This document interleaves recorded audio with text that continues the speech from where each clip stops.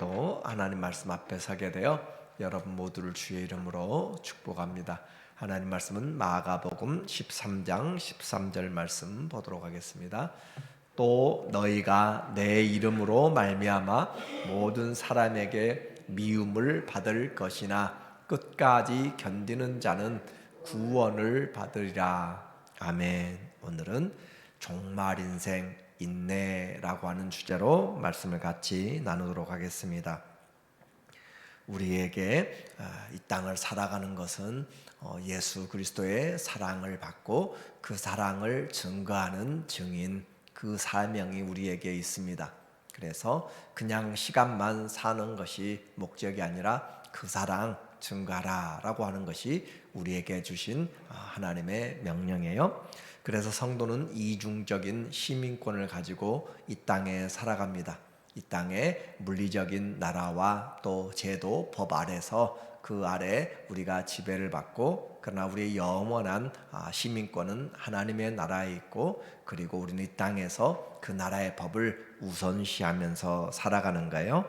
그래서 내가 어디를 중심으로 살아가는가? 땅에 살아도 하늘 위를 바라보고 살아가는 사람들, 그것이 우리의 올바른 신앙이죠. 그래서 그 하나님의 말씀을 잘 증거하고 살아가는 것, 그 성령 안에서 믿음과 소망과 사랑을 이 땅에 증거하며 살아가는 것이 성도의 이중적인 삶의 내용들이죠. 오늘 13장은 종말에 관한 내용을 예수님이 지금 말씀하고 있습니다. 마태복음 24장과 25장에 나타나는 것과 비슷한데 요약이 되어 있는 것이에요. 그래서 종말 우리는 이미 이제 알고 있어요. 종말하면은 우리 성도들은 가장 먼저 떠올라야 될 단어가 있다고 했습니다. 미혹이라는 말을 기억하라 라고 이야기했어요.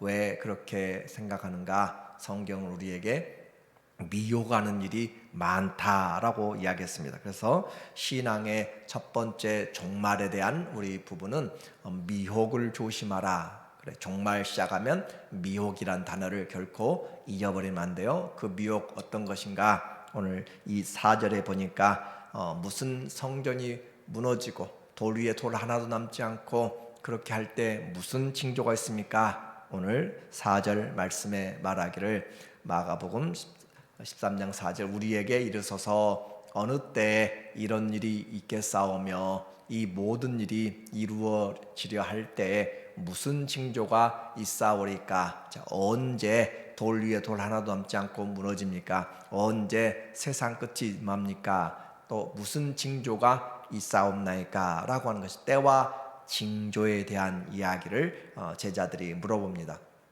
예수님이 말씀하시되 이르시되 사람의 미혹을 받지 않도록 주의하라. 그래서 우리는 정말 이야기에서 경계해야 될 신앙, 미혹받지 말라라고 하는 것이에요. 또 많은 사람이 내 이름으로 와서 이르되 내가 그라하여 많은 사람을 미혹하리라. 그들이 다른 사람 석가모니 이름을 가지고든지 마음의 이름 가지고 와서 아니면 새로 떠오르는 이만이나 그런 사람이 아니라 예수님의 이름으로 왔다라고 하는 거죠. 예수님의 이름을 내가 예수님으로 왔다라고 해서 그 사람들이 속아지게 되는 거죠. 그래서 내 이름으로 와서 이르되 내가 그라하여, 내가 재림 예수라, 그렇게 이야기하는 거죠. 내가 재림 예수라, 그렇게 해서 그리스도라, 많은 사람을 미혹하리라. 그래서 사람들의 미혹, 그리고 적그리스도의 미혹, 거짓 선지자들의 미혹, 이와 같은 미혹을 조심하라. 미혹이라는 헬라어 단어는 플라나오인데 길을 잃게 만들다, 사기치다, 속이다, 그런 말이에요. 그래서 사람들을 속일 때는 그럴싸하게 속이는 거죠. 그죠? 그럴싸하게 믿을 수 있도록 그렇게 하는 것이고, 신뢰를 보여주고 나중에 등을 치고 그렇게 하는 것처럼 사람들에게 성경의 말씀을 잘 모르는 자들에게 성경에 기록되었다라는 것들로 그렇게 하고 잘못 해석하고 그렇게 해서 나가는 거예요. 그래서 영적인 기만이죠. 영적인 속임수에 속지 말라. 영적으로 잘못된 길을 가게 되면 사람들이 거기에 호기심을 갖게 되고 그러다가 결국은 망하게 되는 것이에요. 마지막 때 가장 경고해야 될 것, 재난도 아니고 전쟁도 아니고 여러 가지 환난과 그런 내용도 있지만은 가장 먼저 우리는 이 미혹을 기억해야 된다. 그래서 바른 가르침, 그것은 여러분이 다른 사람을 의지할 수 없습니다. 가장 중요한 것은 여러분에게, 우리에게 주어진 하나님의 말씀. 그래서 말씀 위에 굳게 서는 것보다 더 든든한 반석은 없고 든든한 신앙은 없습니다. 어떤 목사 아무리 뛰어나도 성경을 잘 알 수가 없고 또 정확하게 할 수가 없어요. 정말로 하나님이 우리에게 주신 성경의 말씀을 우리 자신이 주님 안에서 잘 가이드를 받고 보고 준비하는 것이 가장 중요한 거죠. 그래서 이 거짓된 가르침과 속임수에 무너지게 되면 그것에서 벗어나지 못합니다. 그래서 이단 사이비들이 무서운 것이고, 가정을 떠나고 학교를 떠나고 부모와 관계들 모든 것을 다 떠나서 가게 되는 거예요. 거기에는 젊은이들도 있고 나이 든 사람, 박사들, 여러 사람들이 다 있습니다. 영이 미혹되면은 잘 분별을 하지 못하게 되는 거예요. 그래서 이것이 우리의 구원의 문제와도 직결될 수 있기 때문에 조심해야 된다라고 말을 했어요. 말씀의 터를 잘 세운 것, 말씀을 읽으라고 하는 것은 그냥 시간 남아서가 아니라 내 영혼이 잘 하나님 앞에서 신앙 생활하기 위한 가이드고, 또 내 영혼의 생명의 양식이기 때문에 말씀을 읽으라라고 하는 것이에요. 그래서 그 말씀이 우리에게 와서, 그리고 그 말씀을 알아야 잘못되면 돌아갈 수가 있어요. 잘못되면 여기는 데드 사인, 더 이상 길이 없다라고 하면은 우리는 돌아 나와야 되는 것이죠. 그런 것처럼 우리는 말씀이 벗어난다라고 하면 돌이켜야 되는데 돌이키지 못하고 계속 또 다른 것이 있을까라고 그렇게 속이는 자들에게 넘어가게 되는 거예요. 고린도전서 4장 6절 바울이 경고하고 있어요. 형제들아, 내가 너희를 위하여 이 일에 나와 아볼로를 들어서 본을 보였으니 이는 너희로 하여금 기록된 말씀 밖으로 넘어가지 말라. 기록된 말씀, 성경 말씀에서 벗어나지 말라라고 그렇게 분명하게 바울도 이 고린도 교회 성도들에게 이야기를 하고 있는 것이죠. 한 것을 우리에게 배워 서로 대적하여 교만한 마음을 가지지 않게 하려 함이라. 기록된 말씀 우리에게 얼마나 중요한지 몰라요. 종말의 시간들 우리는 잘 생각해, 종말의 시간들을 통하여서 우리는 이 미혹의 사건들이 많이 일어나게 되고 미혹으로 끝나지 않습니다. 그리고 그 땅에 많은 처처의 기근과 재난들이 많이 닥쳐온다라고 우리에게 말하고 있어요. 그래서 처처의 재난과 전쟁과 난리와 소문들이 나타날 때 이것은 재난의 시작이라고 그렇게 말하고 있고, 그 미혹과 재난들로 끝나지 않고 우리에게 또 하나 다가오는 것이죠. 예수님의 이름 때문에, 이 예수님의 이름으로 와서 우리를 미혹했을 뿐만 아니라 예수님의 이제 이름 때문에 핍박을 받게 되는 것, 그것이 중요한 우리에게 키포인트가 되는 것이에요. 그래서 이와 같은 삶에서 기록된 말씀 밖으로 넘어가지 말라, 이 말씀을 넘어가게 되면 항상 위험이 따르게 됩니다. 경고하는 것에 대해서 우리는 가볍게 들어서는 안 되고, 기록된 말씀을 잘 보고 분별할 줄 아는 것, 그렇게 기록된 말씀을 알고 할 때 우리는 가이드를 할 수 있고, 그리고 이와 같이 미혹과 또 재난과 핍박이 따른다고 그랬어요. 그 핍박이 따르면서 우리에게 나타나는 일들, 복음의 전파가 일어나게 됩니다. 9절에 보니까 말하기를 너희는 스스로 조심하라. 사람들이 너희를 공회에 넘겨주겠고 너희를 회당에서 매질하겠고 나로 말미암아 너희가 권력자들과 임금들 앞에 서리니 이는 그들에게 증거가 되려 함이라. 또 복음이 먼저 만국에 전파되어야 할 것이니라. 우리는 이와 같은 일들, 그리고 회당에 넘겨주겠고 분명히 이제 우리에게 핍박이 다가오는 것을 이야기하고 있어요. 너희를 회당에서 매질하겠고, 이것은 유대인들에게 해당되는 것으로 해버리면 이 구원론이 복잡하게 됩니다. 그리고 이와 같이 각각 임금들에게, 그러나 동시에 복음도 또 증거하게 되는데, 우리는 이와 같은 것을 언제 보았는가?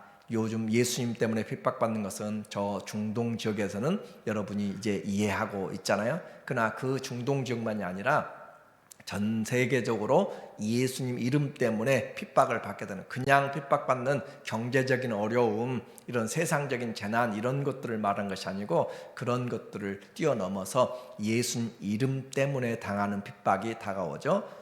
코로나 때 교회에서 모이게 될 때마다 얼마나 뉴스에서 많이 그것들을 부각시키면서 또 저 교인들, 또 교회들 그렇게 하면서 교회 자체를 희생양으로 몰아가게 되는, 그래서 여러분들조차도 교회에 가면 안 되겠구나 라고 하는 것으로 바꿔버리는 그런 예수님 이름 때문에 핍박을 받는 것들을 이제 전체적으로 다가오게 되고, 길을 가도 무엇을 하도 해도 예수님 이름 때문에 여러분이 본의 아니게 그렇게 어려움을 당하게 되고 핍박을 당하게 되는 그런 때가 오게 된다는 것이에요. 그러나 그렇게 될 때에도 우리에게는 두려워하지 말라. 왜냐하면 성령이 함께 하시기 때문에. 11절 말씀에 보니까 사람들이 너희를 끌어다가 넘겨줄 때 무슨 말을 할까 미리 염려하지 말고 무엇인지 그때에 너희에게 주시는 그 말을 하라. 말하는 이는 너희가 아니요 성령이시니라. 형제가 형제를, 아버지가 자식을 죽이는 데 내어주며 자식이 부모를 대적하여 죽게 하리라. 왜 그래요? 15절 13절 또 너희가 내 이름으로 말미암아, 예수님 이름 때문에. 지금은 예수님 믿는다고 하면 그러세요 나이스하게 할지 몰라요. 그러나 환경이 바뀌고 그렇게 될 때 교회 이름만 꺼내도 눈을 바로 치켜들고 사람을 따로 이상하게 쳐다보면서 거리를 두게 되고 신고하게 되는 그런 시대가 다가오게 되는 것들을 말하고 있어요. 그래서 모든 사람에게 미움을 받을 것이나 누구 때문에요? 예수님 때문에. 그래서 신앙이 분별이 나눠집니다. 내가 진짜 신앙인지 아닌지 어디서 나눠지는가? 예수님 이름 때문에 핍박을 받는지 안 받는지. 그래서 예수님의 이름이 우리에게 삶의 가장 중요한 이슈가 되는 거예요. 그래서 끝까지 견디는 자는 구원을 받으리라. 그 모든 핍박들 가운데서 나는 끝까지 구원을 끝까지 주님 앞에서 구원을 받는다. 에이스텔로스라고 하는 끝까지란 말이에요. 끝까지는 죽음을 뛰어넘어서 하나님 앞에서 믿음을 지키는 사람이 구원을 얻는다라고 그렇게 우리에게 말씀하고 있습니다. 환난의 때 첫 번째 우리에게 미혹을 조심하라 라고 이야기했고, 두 번째 우리에게 인내하라 라고 그렇게 이야기를 했어요. 그래서 견디는 일이 점점 힘들어지는 시대. 요즘은 인터넷과 유튜브나 모든 방송이 이제는 쇼츠라고 해서 15초 분량입니다. 15초를 넘어가면 보지 않는 그런 시대로 바꿔지고 있는 쇼츠가 아주 인기를 끌고 있는 거죠. 우리의 뇌도 너무 빠른 것에 반영되어서 생각을 하게 되면 오히려 화가 나고 분노가 나고 그렇게 되어지는 그런 시대에, 그런데 이렇게 바빠진 시대에 교회는 인내하라 라고 이야기하고 있어요. 교회는 오래 참으라 라고 있어요. 그러면 전혀 말이 맞잖아요. 예수님이 빨리 와야 뭘 이렇게 가부간의 결정이 나야 되는데 예수님 오지 않습니다. 마치 등을 들고 기다리는데 주님 오지 않아요. 다 졸고 떨어지고 그렇게 하는 가운데서 나중에 밤늦게 신랑이로다 하지만 기름이 다 떨어져 버린 것이에요.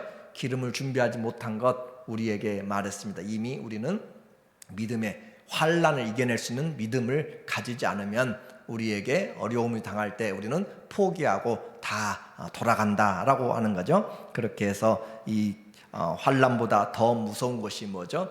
기다림이에요. 내가 믿는 것이 정말로 맞는가? 의심이에요.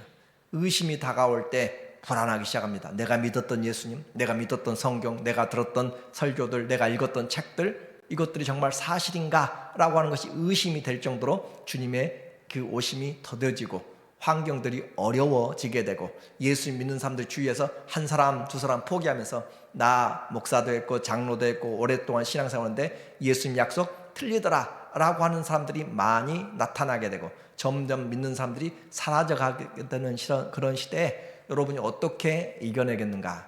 그것이 오늘 말씀의 핵심입니다. 우리 모이는 사람들이 다 같이 모여서 할 수 있어 라고 하면은 좋아요. 그런데 내 주위에 있는 사람들의 믿음들이 흔들흔들하기 시작하고 점점 이가 빠지는 것처럼 그렇게 혼란의 시대가 되고 밖으로 다가오는 많은 위기가 닥칠 때 믿음을 가지고 말씀에 굳게 서서 환난과 핍박 중에도 성도는 신앙 지킨다라고 그렇게 어디까지요? 끝까지 에이스텔로스 끝까지 하나님 앞에 믿음으로 나가는 인내를 가질 사람이 과연 얼마나 될 것인가, 오늘 우리에게 성경은 말하고 있는 것이에요. 그래서 이와 같은 때, 엘리야 시대 때 믿는 사람들이 사라져가고 예수님의 고난 때도 십자가에서 내려오라 그리하면 믿겠다라고 하는 사람들, 조롱의 메시지가 많아질 때, 그러나 우리에게 변치 않는 진리의 말씀이 있습니다. 오늘 22절에 보니까 말하기를, 22절 말씀에 13장 22절 말씀에 거짓 선지자들과 거짓 그리스도인들과 거짓 선지자들이 일어나서 이적과 기사를 행하여 할 수만 있으면 택하신 자들도 미혹하리라 라고 그렇게 말씀하고 있어요. 그래서 거짓 그리스도인들과 거짓 선지자들이 일어나서 이적과 기사를 행하여 할 수만 있으면 택하신 자들을 미혹하리라 하리라. 그래서 거짓 선지자들이 일어나서 미혹을 한다. 기적을 통하여서 하는 것이죠. 또 너희는 삼가서 내가 모든 일을 너희에게 미리 말하였느니라. 이 모든 것을 미리 말씀했다. 우리에게 이길 수 있는 것은 바로 미리 말씀한 하나님의 말씀 때문에 우리가 이겨나가는 것이에요. 핍박이 오고 우리를 예수님 이름 때문에 이와 같은 일들이 일어나고 배도가 일어나고 하는 것들을 알게 돼서 진리를 알아야 우리가 이겨나가게 되는 것이에요. 이와 같은 때 우리는 말씀에 기록된 말씀 밖으로 넘어가지 말라라고 했습니다. 안식일 예를 들어서 설명하는 거예요. 우리는 안식일 교회가 우리 주위에도 있고 또 성도들도 그 믿는 사람들도 있습니다. 1830년대에 시작한 밀러주에서 시작된 것이죠. 그리고 그들이 1844년 바로 한 90년, 85년 전에 1844년 10월 22일에 예수님이 재림한다라고 그렇게 아주 커다랗게 예수님의 재림을 이야기를 했어요. 그런데 그날 시간이 되었지만 약속한 그들이 믿었던 예수님은 오지 않았습니다. 그래서 대실망이 되었습니다. The Great Disappointment라고 그렇게 그들은 이야기해요. 아주 큰 실망, 대실망이 되어서 그들은 다시 성경을 연구하면서 해석을 하고 그 모여든 사람들, 실망한 사람들에게 설명을 합니다. 우리가 성경을 잘못 해석했다. 그리고 예수님이 1844년 10월 22일에 이 땅에 재림하는 것이 아니라 성소에서, 하늘 성소에서 지성소로 들어갔다. 지성소로 들어간 이유가 바로 이스라엘의 그 속죄일 때 사람들의 죄를 속죄하는 것처럼 들어가서 뭘 하시는가? 조사 심판을 하신다라고 하는 새로운 신학적인 용어를 이야기합니다. 조사 심판, 인베스트 하는 거죠. 그래서 심판에 대해 누가 천국에 들어가고 누가 구원받지 못할지에 대해서 죽은 자와 산 자 그리고 모든 사람들에 대해서 심판을 조사 심판한다라고 그렇게 하면서 그 조사 심판이 마치면 예수님이 생명책을 확실하게 해가지고 지울 자는 지우고 기록할 자는 기록해서 오신다라고 그렇게 종말론을 바꿔 놓았어요. 그리고 또 하나 주장하는 것이 있습니다. 안식일을 지켜야 하고 영혼을 멸절시킨다. 생명책에 구원한 사람들은 영원히 살지만은 생명책이 없는 사람들은 죽으면 끝. 그렇게 해서 영원 멸절설. 우리는 영원 멸절설이 아니라 성경은 영원 불멸설이죠. 믿는 자는 영원한 생명에, 믿지 않는 자들은 영벌에 들어가리라 라고 이야기를 했는데 그들은 바꾸어버린 거예요. 그럼에도 불구하고 수많은 사람들이 지금도 처처에 이와 같은 교단들을 교리를 가지고 믿는 사람들이 얼마나 많이 있고 그들을 좀 더 우리는 경건하게 그렇게 생각하는 사람들도 있는 이런 것들을 우리는 기록된 말씀에서 벗어나면 돌이킬 줄 알아야 되는데 절대 그렇게 되지 않는다니까요. 잘못된 영이 사로잡기 시작하고 내가 그곳에 들어가게 되면 잘 나올 수가 없다. 그래서 환난 전에 우리는 마찬가지로 우리가 주님 앞에서 환난의 때에 하나님이 우리를 데려가면 얼마나 감사하고 좋은 일이에요. 그러나 핍박을 받아도 이겨낼 수 있는, 견딜 수 있는 등을 예비하여서 늙고 늦어지더라도 반드시 주인 오시기 때문에 우리는 끝까지 주님 앞에서 견디는 자, 에이스 텔로스, 끝까지 죽음을 뛰어넘어서까지 구원을, 여기서 인내라고 하는 그것은 단순히 참고 견딘다는 것이 아니라 하나님의 약속을 붙잡고 환난과 핍박을 이겨넘어서 적극적인 인내를 바로 여기서 인내라라고 하는 휘포모네라는 단어를 쓰고 있어요. 그러니까 적극적인 신앙의 핍박들을 이겨내는 것은 하나님의 약속을 바라보기 때문에 그렇습니다. 24절 내용에 보니까 그때 그 환난 후 해가 어두워져 달이 빛을 내지 아니하며 별들이 하늘에서 떨어지며 하늘에 있는 권능들이 흔들리리라. 그때 인자가 구름을 타고 큰 권능과 영광으로 오는 것을 사람들이 보리라. 또 그때 그가 천사들을 보내어 그가 자기가 택한 자들을 땅 끝에서부터 하늘 끝까지 사방에서 모으리라. 이것을 사람들은 또 자기들 나름대로 해석을 해요. 유대인들에게 그렇게 한다라고 그렇게 바꿔버려요. 유대인들은 나중에 환난 후에 그렇게 그들을 구원한다라고 하고, 환난 전에 14만 4천에 들어가자고 신천지나 또 수많은 여호와 증인들, 신천지 여호와 증인 14만 4천을 가지고 구원에 들어가자는 것은 거의 다 이단들에 속합니다. 우리는 분별을 할 줄 알아야 돼요. 그래서 하나님의 말씀 안에서 주님이 우리에게 주신 말씀이 넘어가지 않고 기록된 것들을 잘 이해할 수 있도록. 자, 이제 오늘 결론적으로 우리는 육신적인 유대인만이 아니라 영적인 이스라엘로 하나님이 아브라함의 복을 받도록 하셨습니다. 주의 강림이라고 하는 그 헬라어는 파루시아라고 하는 단어를 쓰고 있어요. 그래서 파루시아, 왕이나 그 통치자가 자기 나라의 통치를, 자기 나라의 영역을 방문하는 것을 말합니다. 그래서 왕의 임재와 통치, 그리고 새 시대가 알렸음을 바로 파루시아, 임하신다, 강림하신다 라는 것이에요. 그런데 그 단어가 기독교에서 점점 그리스도의 재림으로 그렇게 정착되기 시작해서 이 파루시아는 왕의 자기 백성, 자기 땅을 방문하는 것으로, 그렇게 이제 그리스도가 자기의 백성들을 방문하는 것으로 파루시아 강림으로 했습니다. 그리고 그와 같은 것과 그 주님의 모습이라면 우리 성도들은 마라나타의 신앙이라고 그렇게 신앙을 고백해요. 마지막 요한계시록 22장 22절에 1절에도 주 예수여 오시옵소서라고 그렇게 기도하고 있습니다. 모든 하나님 그리스도의 은혜가 우리에게 있기를 원하는 그런 메시지죠. 그래서 마라나타는 헬라어가 아니라 아람어인데 헬라어로 바꾸어서 우리가 하게 된 것이죠. 이 마라나타에 대한 두 설명이 있습니다. 마라나타라는 것은 우리 주님 오소서라고 하는 것이고, 마란아타라고 하는 것은 우리 주님 오셨다라고 하는 거예요. 두 가지 다 우리에게 이것은 기도문이고 신앙의 고백입니다. 그래서 파루시아, 그 말은 예수님의 재림과 임재가, 예수님 오시는 것에 초점이 되어 있고, 마라나타라고 하는 우리 신앙의 고백에서는 재림, 예수님이 오시는 것에 대해서 우리가 기도하고 주님 오시옵소서, 또 주님 오셨습니다 라고 하는 이미 이루어진 사실에 대해서 신앙에 고백하면서 주님 앞에 나가는 것이에요. 우리 인생에 우리는 이제 종말을 보면서 예수님이 마지막 화요일 논쟁에서 종말론으로 마감을 하고 있습니다. 진리 안에 굳게 서서 흔들리지 말고, 종말하면 꼭 기억해야 될 단어 미혹과 인내입니다. 진리 안에 서지 아니하면 흔들리게 된다. 인내로 구원을 확인한다.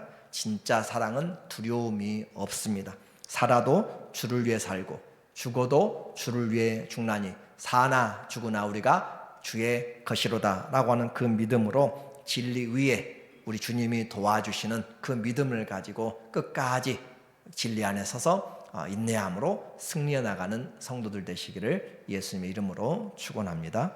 아멘. 하나님 아버지, 우리에게 진리의 말씀을 주셔서 감사합니다.